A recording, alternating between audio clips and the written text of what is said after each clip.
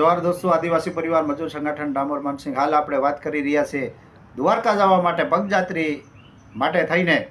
તો રાજકોટ જામનગર હાઈવે ઉપર જતા ટ્રાફિક વધી જાય છે, તો જેથી કરી અને વાહનવાળા પગયાત્રીને થોડું માનપાન આપો, સાધન ધીમું હલાવો, તમારું જોવી અને જેમ બને માણસને બસાવવાની કોશિશ કરો.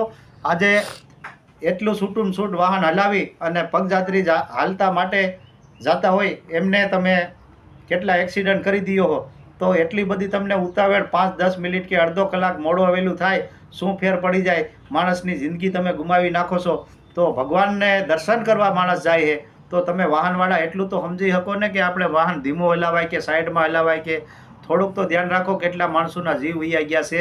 તો ભગવાનના દ્વારકાવાળાને માણસો દર્શન કરવા જાય છે, તો આપણે જેથી કરી અને દરેક કેમ્પ સંઘવાળા દ્વારા ટોલ નાકે સુધી પકડવાની કોશિશ કરે એવું આપણે કહીએ છીએ. અને એક ભાઈ વિડીયો પણ એવો બનાવ્યો છે કે અમે ટોલ નાકું નહીં ટપવા દઈએ, તો એ ભાઈને તો આપણે ખૂબ ખૂબ આભાર માનીએ કે આટલું તો હોવું જ જોઈએ. કોઈ પણ વાહનવાળો લગાડીને નીકળી ન જવો જોઈએ.